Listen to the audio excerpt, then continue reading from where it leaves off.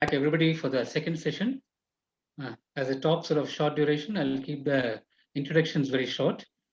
First, I would like to invite Pavel Zalesski.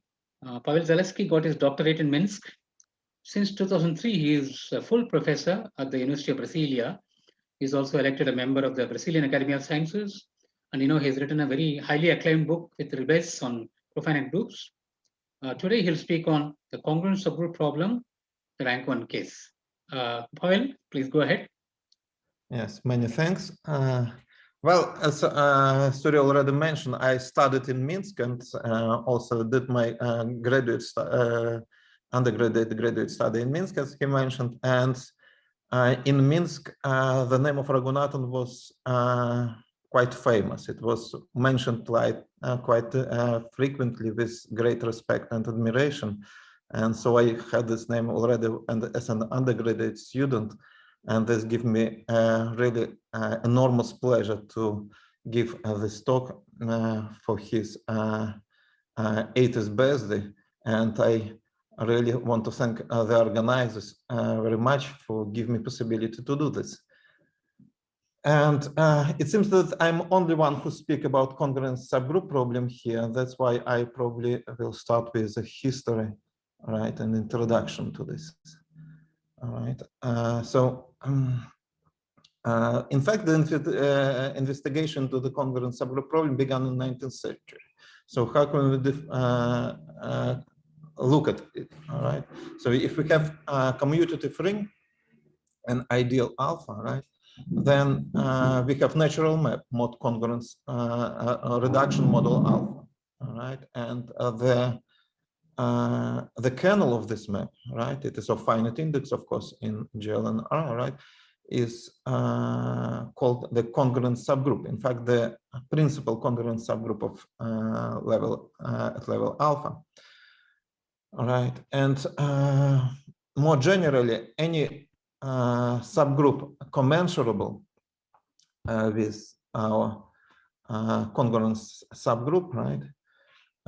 We can define the same thing, all right? For any such subgroup, we can intersect gamma with GL and alpha, the congruence subgroup, and then say that gamma of alpha is a congruence subgroup of gamma. And congruence subgroup problem asks the following: does every normal subgroup N of finite index of gamma contain a suitable congruence subgroup for gamma alpha? So it means for some ideal whether it contains gamma alpha, right? And it is quite natural question, right? And the first time when it was considered, as I mentioned, 19th century, right, where Fricke and Klein discovered that the answer is actually negative, that we have non-congruent subgroups in SL2Z. And then the problem, it was negative, since it was negative answer, it was sort of dropped. The question was sort of partially forgotten, and then it was resumed in 60s of 20th century, when Bass, Lazar, and Serre, and independently Menneke showed that the congruent subgroup problem for SL and Z when n is greater or equal than 3 is actually has affirmative answer. Right? So every subgroup of finite index of SL and Z where n is greater or equal than 3 is congruent subgroup. Right? And where I'm going, right? And now I just state general definition of the congruent subgroup problem. In fact, congruent subgroup problem is stated for arithmetic groups. It can be stated for linear groups, but then it is question of representation, not really of a group itself, right? Because it might depend on the representation. For arithmetic group, it doesn't depend on the representation, and I'm going to state it. So if we have K, which is a global field, right, and then G is algebraic group with all these definitions of K, we can consider the ring of S integers, right? Right of S integers, where S is the finite set of places containing all Archimedean places. right? So then we consider the ring of S integers, and we can take G of O, which is the group of S integral points, right? And then an S arithmetic group gamma is a group commensurable with G of O. Right? And then we can define for every ideal, which is always a finite index in such a ring, right? We can define the congruent subgroups the same way as usually do, right? We have gamma of alpha consists of all elements, right, which are congruent to one modulo alpha. All right, for corresponding ideal, all right, and these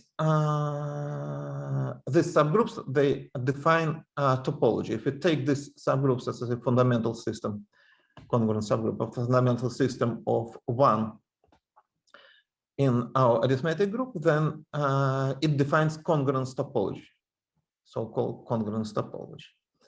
All right.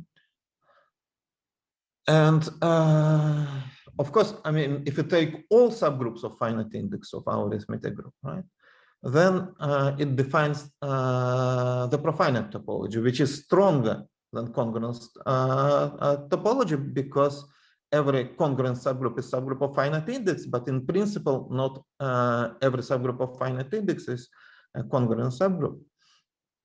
All right, and then we can make a completion, both completions. We can take a completion with respect to the profinite topology, which is just inverse limit of finite quotient. And we can take a completion with respect to congruence topology and call it congruence completion. All right. And then we will have two topological groups, in fact, two profinite groups. Right.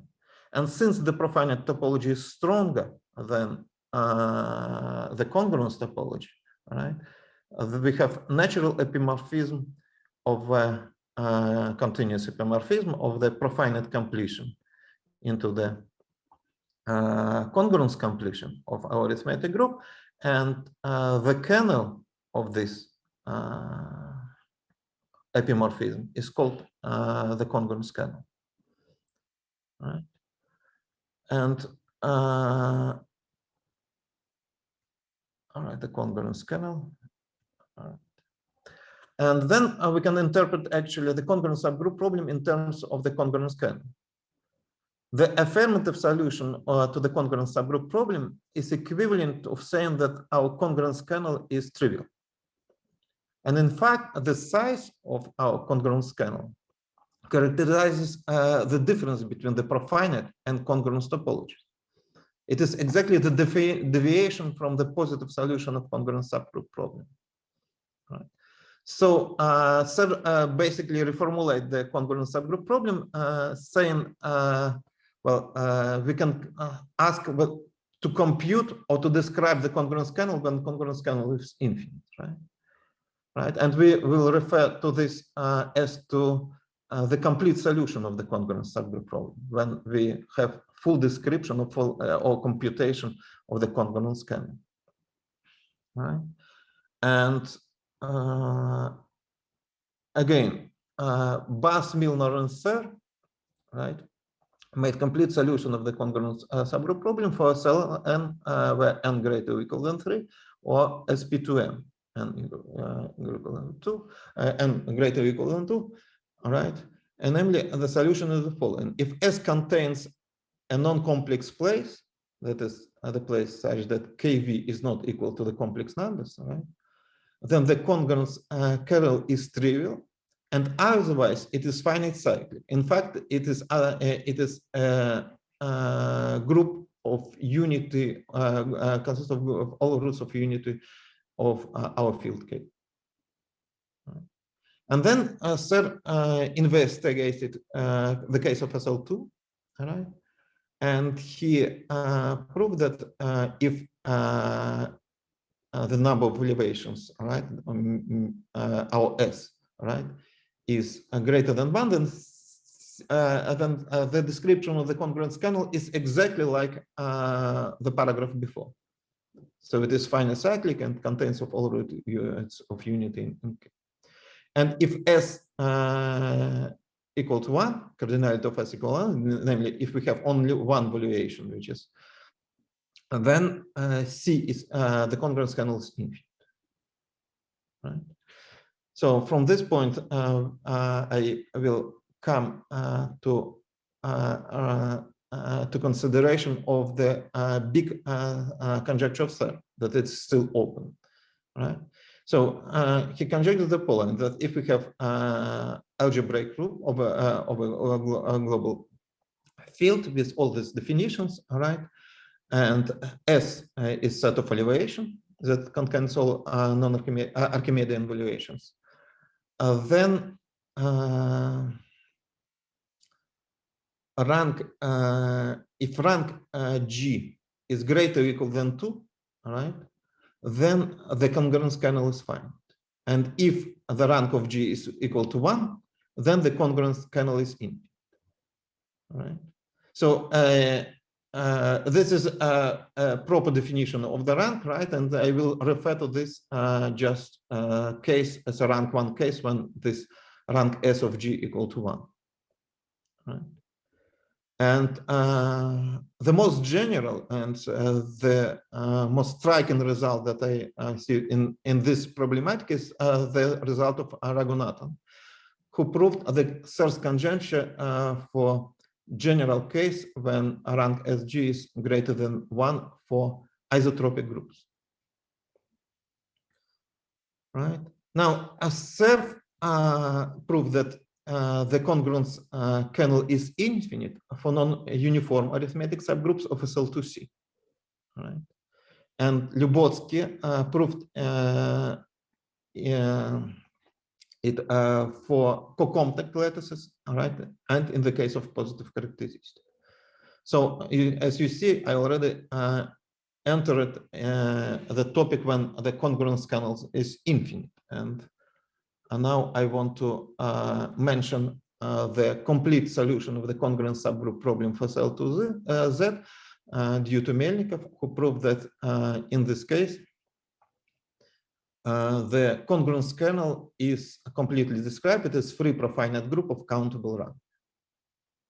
Right. So it is free object in the in the category of profinite group, right? Free project, and the rank of this free project, this free object is infinite. And this theorem was later extended by the speaker, right, to all actually arithmetic subgroups of SL2R. Right. So for the cases of SL2R, we have the complete solution of the congruence subgroup problem. Right. And this gives evidence that in the one rank cases, the congruence kernel should be very big. And there is many support of this evidences that I will talk later, right? But I want to mention the following here, that even if as a subgroup, as a group, the congruence kernel, even as a profinite group, right? The congruence kernel is very big. It is not so big as a normal sum. So in characteristic 0, for example, there is a theorem for Lubotsky that says that C is finitely generated as a normal sum. And then there is a result of Prasad and Repinchuk, Andrei Repinchuk, right? That tells even more, right? What it tells? Well, if we take this our arithmetic group, right, G of OS, right, then actually we can extend the profinite topology to our algebraic group, G of K, and it doesn't and make a completion step. But of course, the profinite completion of G is not profinite group anymore. It is not profinite group anymore, right? But when you restrict it to arithmetic subgroup, it is still our profinite group, profinite completion of arithmetic group. And Prasad and Repinchuk proved that as a subgroup, as a subgroup of our of the completion of G hat of an algebraic group, our congruence kernel is almost generated by one element. Right? So in that sense, that C mod normal closure of one element is finite set. So it is sort of shows that as a profinite group, a congruence kernel is big, right? But as a normal subgroup, not so much, right? And the results more showing that it is very big, right, is due to Lubotsky and Mason for the ring of integers of imaginary quadratic field, right? So the Lubotsky proved that SL2O contains free profinite group of countable rank, and Alec Mason showed that actually it has a free profinite group of countable rank as a quotient, right? And one can deduce from results of Henry Wilton and Speaker that the same is true actually for compact arithmetic subgroups of SL2C. Right? So a ring of integers arithmetic subgroups can be non-uniform and co-compact, right? And non-uniform are those which are commensurable with Bianchi groups, namely those which are in theorem above, right? And for co-compact case, right, one also can deduce. And moreover, there is a paper of Fritz Gurini-Wald, Andrei Hank and May, where it is proved that where it is deduced actually, right? Where it is proved that arithmetic subgroups are good in SL2C, right? And it shows then, right, that the homological dimension of the congruence kernel is less or equal than 2. So actually, our congruence kernel in the case of SL2C, right? It can have cohomological dimension 1 or 2, and we don't know up to now whether it is 1 or 2. In fact, the reasonable question, right, whether congruence kernel is always isomorphic to free profinite group of countable rank. But for this, one has to decide whether cohomological dimension is 1, because if it is 2, right, then it is not the case. All right. And there are some connections of this question with torsion of subgroups of subgroups of finite index of arithmetic subgroups in SL2C, but I don't have time to tell this, right? What I want to say is what more we know about congruence kernel in this case, right? So it is a result of Henry Wilton and Speaker that actually every finitely generated pro P subgroup of C is free pro P. Well, you see, profinite groups, they have, like finite groups, they have Silov theory, and therefore they have a Silov subgroups, right? And of course, if we would know this result for Silov subgroups of the congruence kernel, right, then we would know cohomological dimension. But this theorem is only about finitely generated pro P subgroups of the congruence kernel. Nevertheless, so that it is indication that actually the congruence kernel in this case might be free. Okay. That is already here.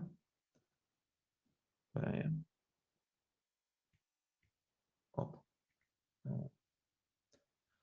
And well, there is a result that I want to say, right, is that in fact this result can be extended sort of to standard arithmetic subgroup of SON1. This also subgroups.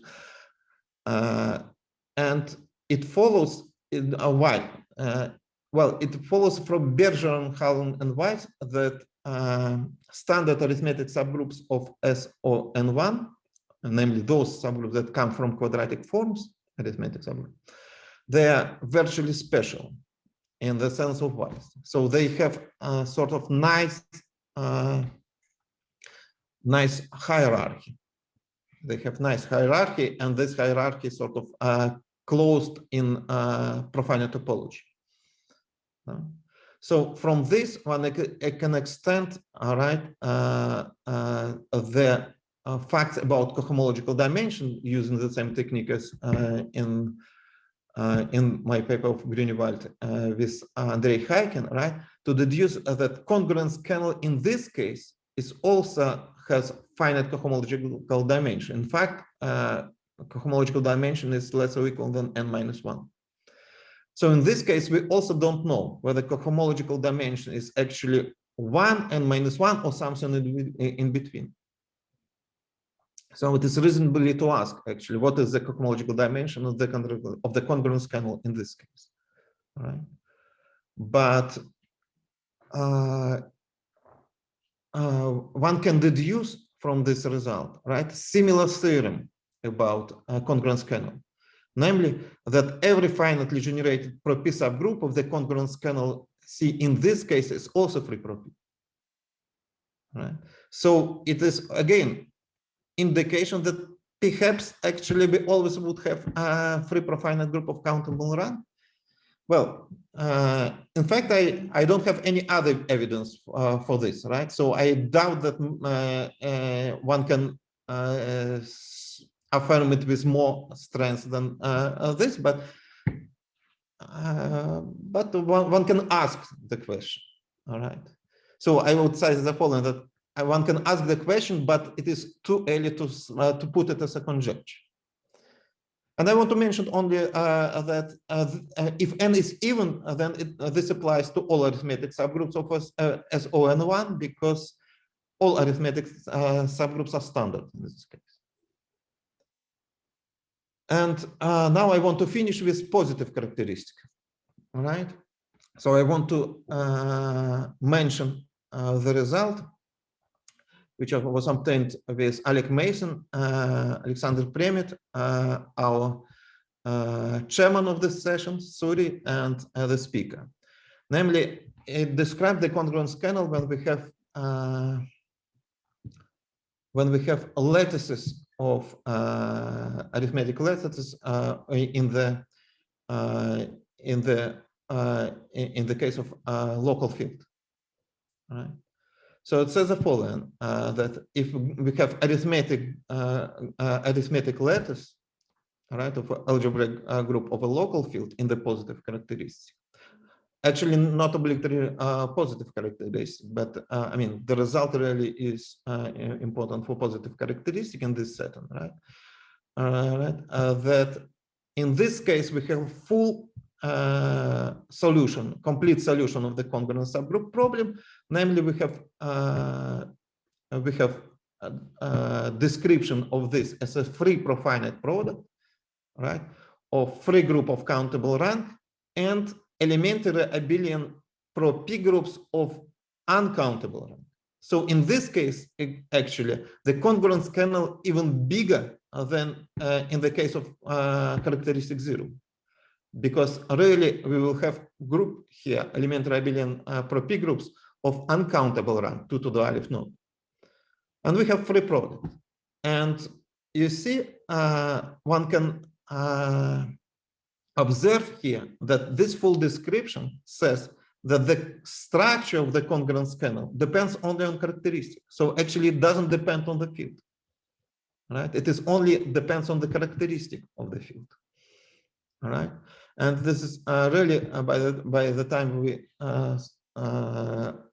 obtained the result was surprise to us, right? Well, this is the last result I want to mention, but I want to make some speculations about this case. You see, in several years ago, it was a conference on arithmetic groups in Banff, when I observed during my talk that actually congruence subgroup problem has a very negative solution. It means that congruence kernel is when congruence kernel is infinite, all right, then the arithmetic group is good in the sense of Serre. What means good? Arithmetic actually the group is good if cohomology of our group coincide with cohomology of the profinite completion. All right. And in the paper I mentioned with Grunewald and Heiken, we even made a conjecture or some sort of question that probably in all the cases when congruence kernel is infinite, right, the arithmetic group is good. And plus, in that conference, I said that I observed that usually residual properties of the group, like conjugacy separability and subgroup separability, all right, are satisfied if the congruence kernel is big. For example, all arithmetic subgroup of SL2C, right, they actually conjugacy separable and subgroup separable. And now, in this case, in the case of SLN1, right, the subgroup separability fails. So the congruence kernel is big, but subgroup separability fails. It's a result due to sum. But conjugacy separability and goodness stays. They prevail that. So in this case, conjugacy, the group is conjugacy separable and good. Our arithmetic group. All right. So in this sense, this sort of question or observation, it stands also for this group, arithmetic subgroups of SO and 1. Right. And I think I finish here, right, and stop for and open for the questions. Thank you.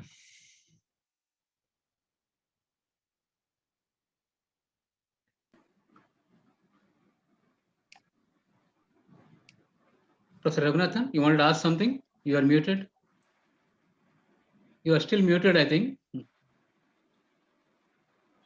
Yeah. Do you have any results for SUN1, for standard arithmetic groups in SUN1? Standard. It is those which are come from quadratic form. If you have quadratic form, right, with signature 1, right? So n variables and like x square, x1 square plus x2 square plus etc. And then minus the last variable. And you take SO, right? No, he's asking about right. SUN1. SU is what I'm asking. About unitary groups. Standard unitary groups. Do you have any results on that? No, I don't know. It is, you see, it is depends only on this Bergeron-Hangut-Weiss result, which is geometry. That arithmetic subgroups has very nice geometric structure. From this, right, we can already deduce that with respect to profinite completion, arithmetic structure of geometric structure of arithmetic groups, something like hierarchy or splitting, right? It's still preserved in the profinite completion. And therefore, we can deduce something about the congruence kernel, right? If the structure, if you don't know the geometric structure of the subgroup, right, then this method doesn't work. On the other hand, the natural map from the congruence kernel of SUN1 to the congruence kernel of SUN1 is often subjective. That might help get hold of something, help you get hold of something of the structure of the SUN1 case. Well, maybe. Maybe one has to think about this. Thank you. Any other questions? One question, Pavel, did you mention that you speculate about SON1? Is it always 1 or something, or did you say anything? What do you suspect? Well, I don't know, actually. You see, this theorem that every finitely generated pro-P subgroup, right, is free, right, might suggest, right, that the congruence kernel, in this case, even can be free profinite, right? But this is a very weak evidence because finitely generated subgroups are really small, right, in this setting. Thank you. So any other questions? Rahul or Shashank, is there any YouTube questions? Anybody has asked anything? The technical team? No, there is no question. Okay, thank you. So thank you, Professor Zalesski, for a nice lecture. And we I break will now for stop. 10 minutes.